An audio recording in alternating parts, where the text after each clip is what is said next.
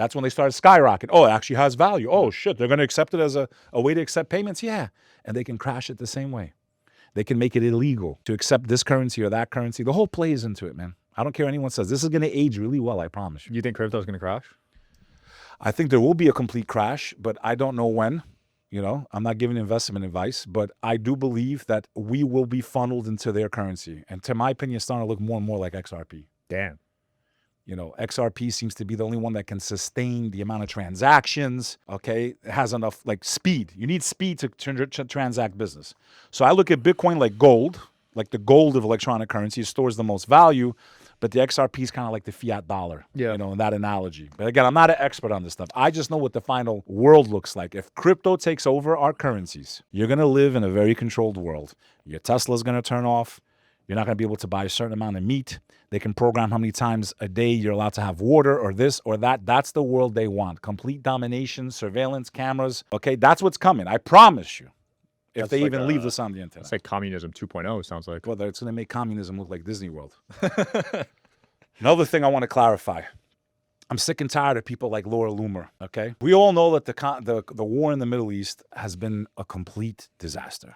Millions and millions of people are in risk of losing their lives, starvation. As someone that lost his family in a war, as someone who saw what brutal occupation looks like when my family was killed during the Kosovo War in 1998, as the last part of the former Yugoslavia resisted the brutal regime of Milosevic. As someone that was born in America and used to go back every summer, and I used to see what it was to live in an apartheid state, because my people were treated as third-class citizens in their ancient homeland. Seeing what's been going on since October 7th over there, and the amount of, you know, just so much going on, okay?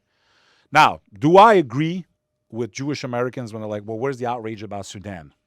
Where's the outrage for the Uyghurs? Nobody even mentions the Uyghurs anymore in China. No one mentions them.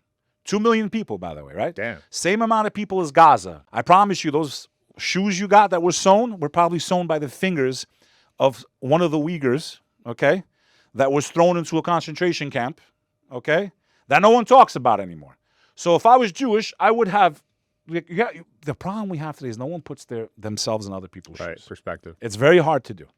Now, if I was a Jew who lost his whole family in the Holocaust and all this other stuff, and then you grow up over there, right, in the Middle East, and you grow up in that, and then you're taught all these things, you're going to look at it like the whole world hates me, you know, we're in danger, we're going to get wiped out, right? Because trauma has consequences. Generational. Okay?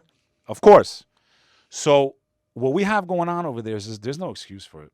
And it breaks my heart because there's a lot of Jews that are standing up and saying what's going on over there is just wrong.